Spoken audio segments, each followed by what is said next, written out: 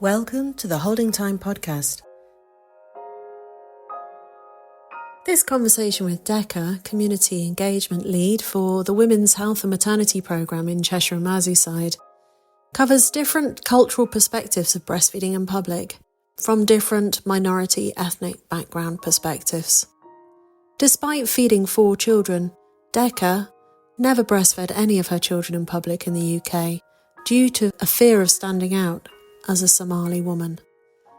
The conversation delves into how public spaces and policies can better support breastfeeding mothers and the societal changes needed for greater acceptance of breastfeeding in public. We also talk about the Holding Time project and the issue of diverse cultural representation and continued development of the project to ensure all mothers' voices are heard. What are the problems with social engagement with, for example, let's say the Somali population, just as an example, is if you have a culture of breastfeeding, perhaps women don't see themselves as needing a project like Holding Time. Yeah, that's the point. Yes, they say we already are breastfeeding. Why would we need this? Yeah, and yet breastfeeding outside is still a challenge. Yes, that's why you are least likely to go outside with a baby and you are stuck. And whenever you go, despite wanting to breastfeed, you are forced to use the bottle. Yeah. So you don't have a choice, really. Just it goes with the flow, and you don't have an empowerment, and there's no help. Even if you are doing outside, like, for example, I have the personal thing when I went with the kids to a playground, the soft place. And I asked, can I have a little room? I'm breastfeeding. I took the baby with me. Otherwise, I had to leave, the dad should take the kids and I stay with the baby. But it was after, when we had finished this 2020 it was. And I wanted to go out when they said, okay, you can go out. And I said, okay, let me go with my baby. Why? I need to go out from this house. All of us went together, and they said, oh, we don't have a place. And it was quite shameful. And I didn't want to bottle. And I was empowered by my friends who said, it's okay to breastfeed. You can go to the park with the breastfeeding. You can use this. If you don't have that, you can do it. So you need someone, a champion, who can, make you more empowered and confident. So I went to a corner. I sat. They said, you can go there if you want. And I did my thing, and my baby was happy. And it's terribly discreet breastfeeding in public, especially if you've got a lovely scarf and you can just wrap that over them. Probably nobody would even notice you're doing it, to be honest. Yeah, but it's from you within. People look at you. People look, oh, what's she doing? They can see the baby's legs. So they can easily do that, and you feel it. But would you feel that if you were back in Somalia? Would you feel self-conscious in your own, no, in that country? Not at all. There you can see women breastfeeding in the bus.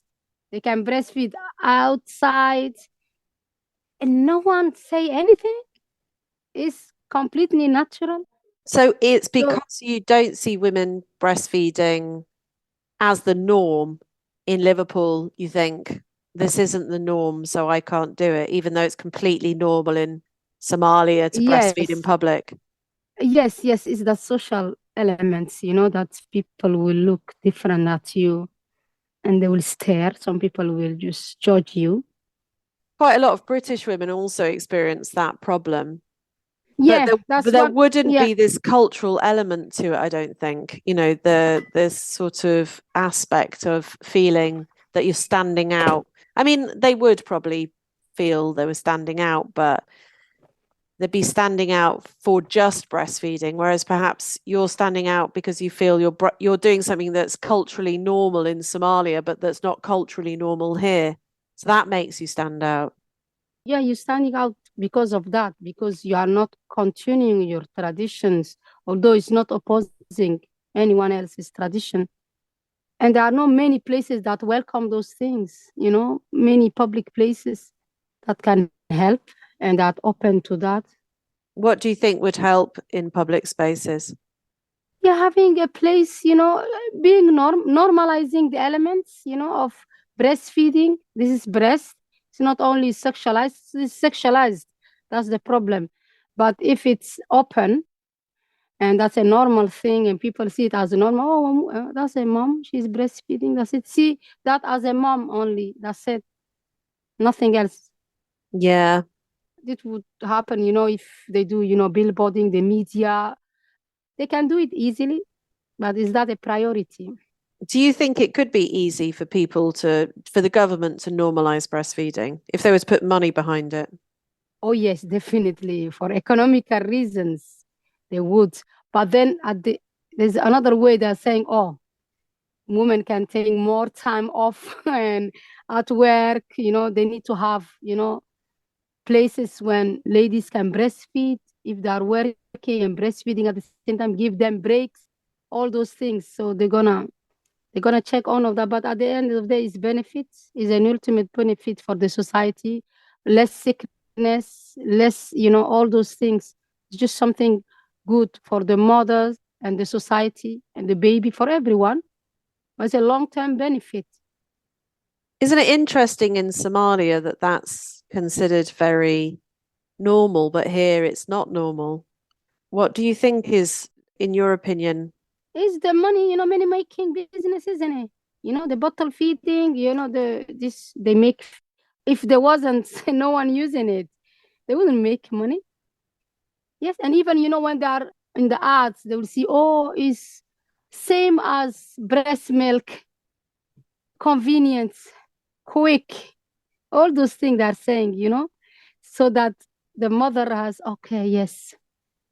So it's an element of choosing that, oh, there is another option that's easier and more easier for you, for your baby, more nutritious. So that's why. Also, a lot of women struggle to breastfeed. They have a really tough time getting it established. Exactly. They need lots of help in that, especially when it's your first baby. When you are having the baby, you need, someone who's there, specialist who encourages you. In your culture, whether in England or in your sort of home country of Somalia, how would that happen? How would that work with new mums? Yeah, the thing is, new moms, they start straight away with the breastfeeding, and they are helped by the family as well to rest. When you rest and you have help around the house, this is family. You have your cousins, your brothers, your sisters. People are there to help the new mother. So she has to rest with the baby. She's fed and she can sleep with her babies. Everyone is around her. Oh yeah, that's the newborn. Oh, that's the mother. Oh, let the mother rest. Oh, the baby is there. Everyone is happy and she gets this support mentally, that put at ease. And she has more time with her baby. The bonding is fantastic. She has her baby with her all the time, and this helps. And it's naturalized, breastfeeding is the best. So also they do. They said, oh, you have to eat, you have to drink, you have to eat, you have to drink. And it helps, The first 40 days, the mom has to rest. She cannot go out and she has to rest all the time and relax and recover, all those things they have. So it's the whole family who is present. It's not only you, but here is different. You are by yourself. You go 2 days old baby, you go to Tesco, you do the shopping, you run, you go to the kids, you get the kids from school. So that's totally different. You rushed all the time. Yeah, there's a lot expected of women who've just given birth. I didn't know, because I came here as a young age. So when I had my first baby and my mom and my sister, they were amazed that, are you out? Where are you going? It's just 6 days. I said, where do you want me to go? I'm doing my shopping. And they couldn't believe. How can you go out? And that's the cultural thing. And there's some good in it, sometimes it's good to go out, but then the breastfeeding, you can't do it outside. It will be much easier. Well, I suppose if we had a culture of breastfeeding being really normal in public spaces, it would be not so bad, the whole thing of going out and about. But if women are going out and about from day two and breastfeeding is not normal outside, then it just doesn't support breastfeeding, does it? It doesn't support, yes. They don't have a choice. They are forced to do this.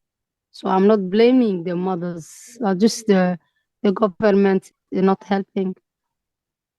And Yeah. people get used to it, the new norms. I'm sure it wasn't like that before, isn't it? It wasn't like that. Yeah. I think what you're describing is more how it was for women in the sort of 1940s up to Yes. about the 1950s or 60s, and then it really changed in the 70s. And, the women's liberation movement was kind of part of that, but it makes me think of the Native Americans selling Manhattan for a handful of beads. I mean, women got something from the women's liberation movement, definitely. They got, equal rights, and obviously we got the vote, and we got maybe something towards equal pay. But what we handed over was this huge, vast landscape that we hadn't valued for what maybe in the end turn out to not be, they're of value, but how much did we exchange it for? We got a certain amount of freedom, but what we gave up was our territory, in terms of these were our rights as mothers to rest, to be supported, to be respected, to have our work as mothers be really valued, and to have time with children, Yes. to do that particular job well.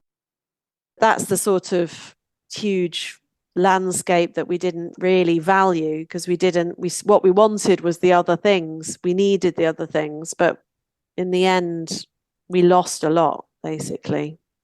Yes, it's not only you, it's coming up, to our culture as well over there. They are selling those, yeah, they're selling this Selling as it well. cheap. Yeah. Yeah, yes. And then women find themselves doing everything, working and mothering and doing everything kind of half and not doing anything to their own satisfaction.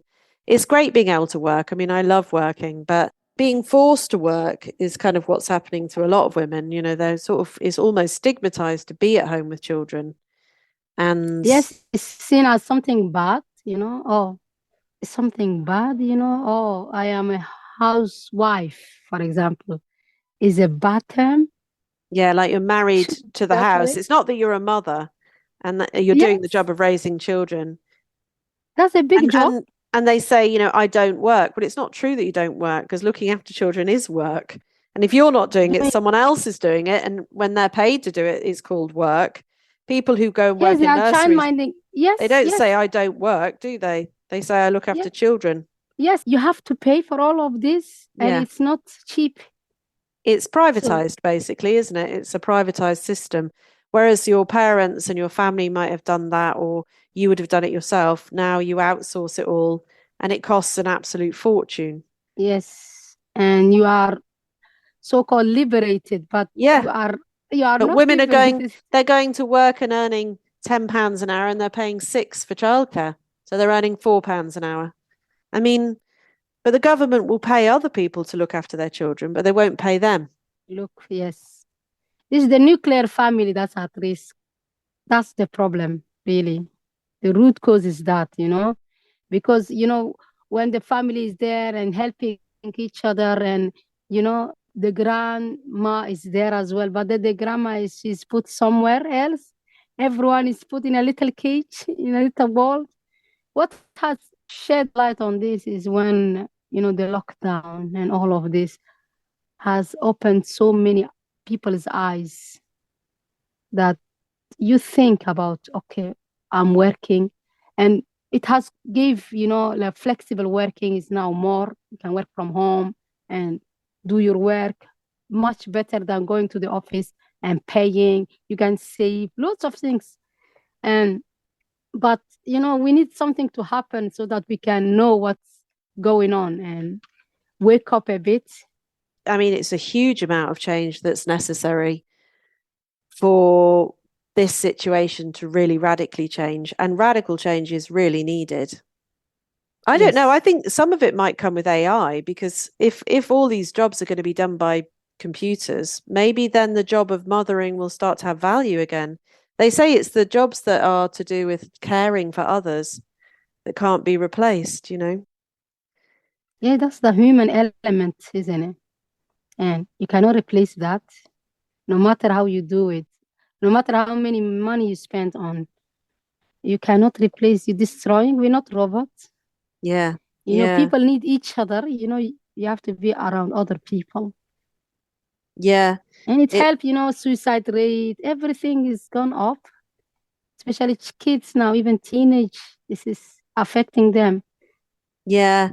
I'm wondering how we can perhaps retrospectively try to increase the engagement of a wider population in Liverpool with the Holding Time project, with what's there. We've still got the audio tour there. One thing that we could do is maybe interview more mothers from different backgrounds and get these interesting kind of cultural perspectives on breastfeeding in Liverpool, you know, from the point of view, like you, of a Somali mother or a Pakistani mother or a Ugandan mother, or, you know, whoever would like to talk.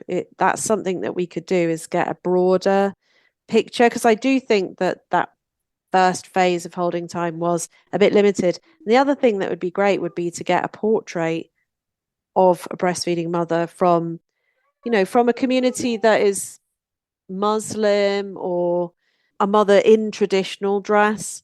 I've always struggled to get Muslim women to be photographed, to be honest. The ones born here, Muslim women born here, are a bit more open to it. But I think there's still a bit of a taboo, isn't there, about being seen breastfeeding? Yes, because you cannot show your parts, you know, you have to be modest. If no one can see it, so why not, you know? It's good. You are doing for the good of people. So that's something that people should look forward to it. Personally, I could have done it, but I was worried about, you know, showing my parts. So I would never have used a photograph where your skin could be seen. Yeah, we can look for something. Yeah, if you like that. Do you mean we could look for someone to pose for me? I could take their picture, or just talk to me? Yeah, I would look for that if you like that, you know. I will look. Also, the problem is some people can talk, but the English is not very good. Sure. I'm going to have that problem in Bradford. And I mean, I'm interested also to get your advice about Bradford and how to engage with a broader community, so we make sure that we definitely are getting a proper representation of, like, the people who live in Bradford. We ran the storytelling workshops once already, and we had 2 women of South Asian background out of maybe 8. So it wasn't terrible, but it should have really been 4 and 4. You know, it should have been more.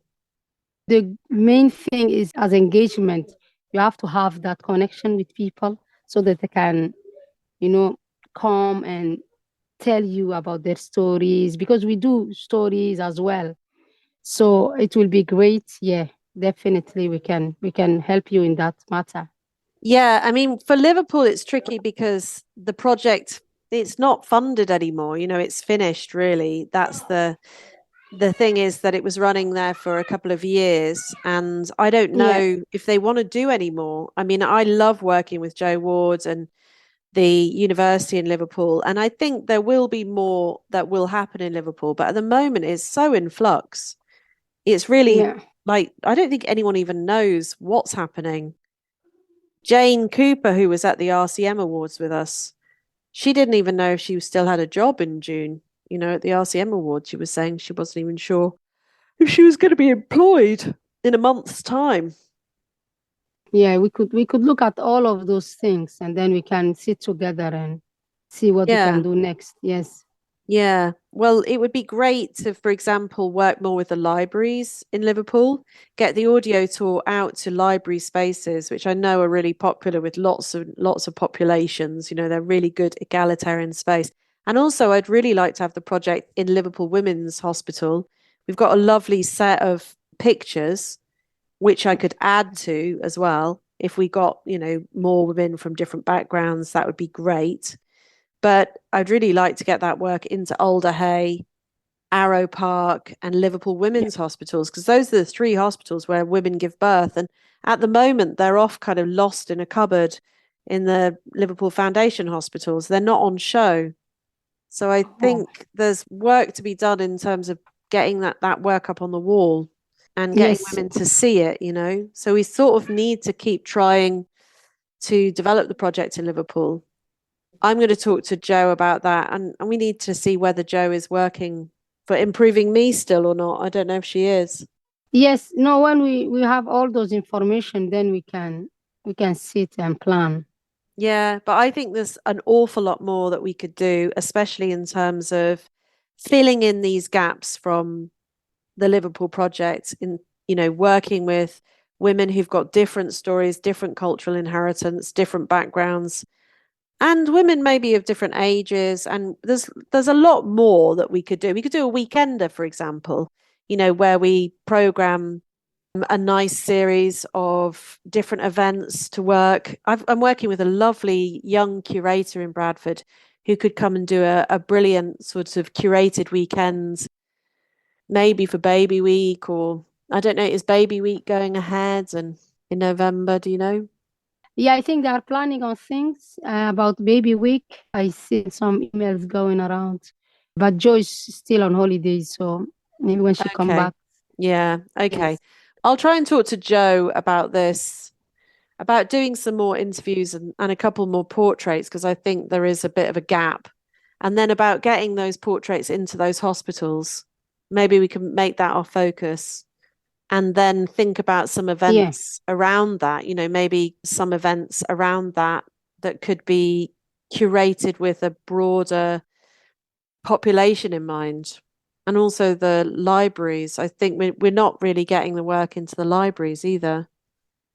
There's just really a lot more we could do with the audio tour, and we could have an ongoing series of interviews with mothers. You know, I've got more that I did anyway, but there's lots more that could be done, I think.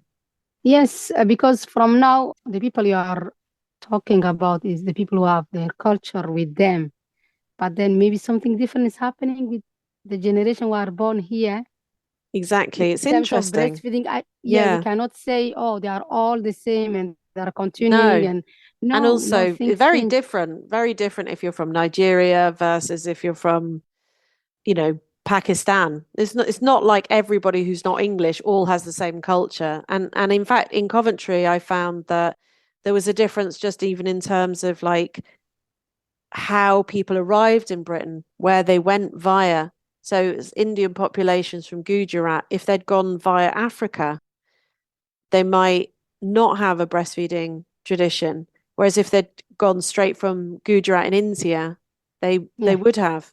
So it was, you know, it's not just having an Indian heritage, it's like where that journey brought you and what your influences were. So there's a lot of subtlety, obviously, and it would be really nice to hear from those women and just like give them a voice and an opportunity to share their wisdom with us. Yeah, learning from each other. Yes. Getting the good. Yes. We kind of need to recover a lot of this lost knowledge and bring it to light. And then, you know, we don't want women who have an unbroken cultural inheritance of breastfeeding to then not leave their houses because they're so uncomfortable breastfeeding in public in England. That's really like, we should try and get that right from the start, shouldn't we? I mean, it's hard to recruit all these British women into breastfeeding. For all the women who are already doing it, they should be comfortable doing it here. Yes, that's a goal. Really, that's a really good goal. Despite everything. Yes. And they're role models. They're really great role models for all the other women who don't know anything about breastfeeding. Yes, I'm telling you, I have my boy, I breastfed him for the longest 18 months, but the previous were 6 months maximum. So that my friend who helped me, she was a guru, if I may say so. So if you have those people who are still doing despite everything, why not taking them and helping people? It's positive role models, isn't it? Yeah. Yes. So let's try to think about that and talk to Joe and see what's planned for baby week. I don't know if it's too late for baby week or if we're in good time for baby week. And yeah, I'll get on with what I'm doing in Bradford, but I would really like to get more going on in Liverpool as well, if possible. But it's about improving me on board and getting them to put a little bit of budget behind it as well. Yeah, that's also, Yeah. Yeah. So look, I'm going to have to sign off, but it's really been so nice to catch up with you. And yeah, Deqa, take care of yourself. And I hope to see you in Liverpool sometime soon. You too, Lisa. Thank you so much. Yeah, it's really lovely talking to you. Yeah, take care of yourself. And I hope to see you in person again soon. Yeah, you too. Take care. Bye. Bye. Thank you for listening to the Holding Time podcast. We're grateful to everyone involved in this project, including our funders, partners, stakeholders, and the incredible mothers and families who made it all possible. For more information, visit holdingtime.org. The link is in the episode description. Please like, follow, or subscribe so you don't miss future episodes, and consider sharing this podcast to help raise awareness and support for breastfeeding.